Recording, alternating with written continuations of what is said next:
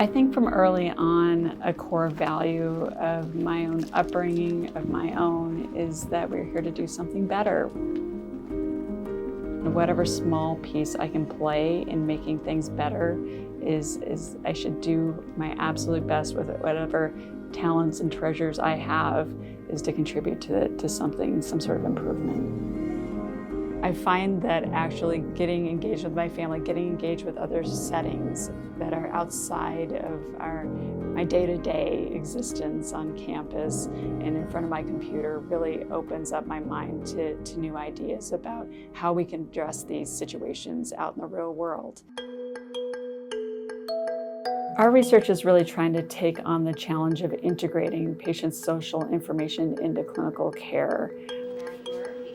What really started me on this path was when I was working in a community health center in Denver early on in my training, where I rapidly recognized that there was just these complex factors at play when we were working with high-risk pediatric asthma patients and their families. And there were significant challenges for those families in terms of trying to get their children on and off health insurance, and even trying to keep stable phone numbers so that they could contact us when they needed us. These were huge challenges, and they had every bit as much to do with those children's success as anything that we would do during a clinical visit.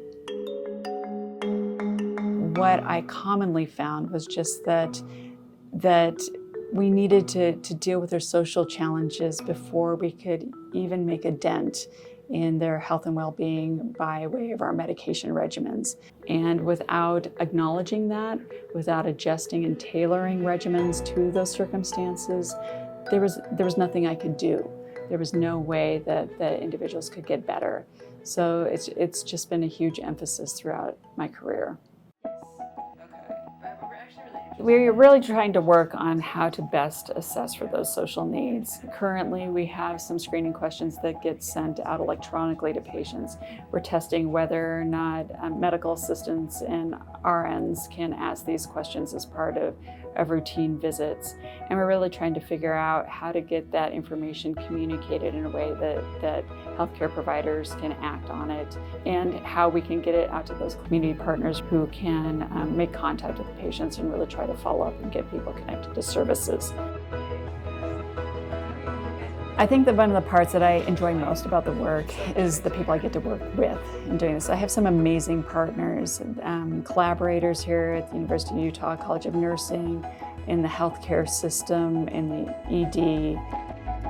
Since 2017, when we started really working with 211 to try to figure out how to make these connections between our healthcare system and community service providers, we screened approximately 50,000 patients in our clinical networks. And we have referred about 6,000 patients to 211 to get referrals to community-based services. It's personally gratifying to receive back stories from patients who have connected to services and been able to get their needs met, get transportation to their appointments, food, connections for utilities assistance, rent assistance. And even though there are certainly challenges in this work and we have continuing work to do, getting those stories, it really does feed our team's work as we continue to move forward. I'm hoping in 5 to 10 years, by way of our research, we'll discover ways to understand patients' needs, the context of their lives when they're coming in for their healthcare visits, and that we will have discovered ways to act on that and help them in a way that can really better impact their health and well-being.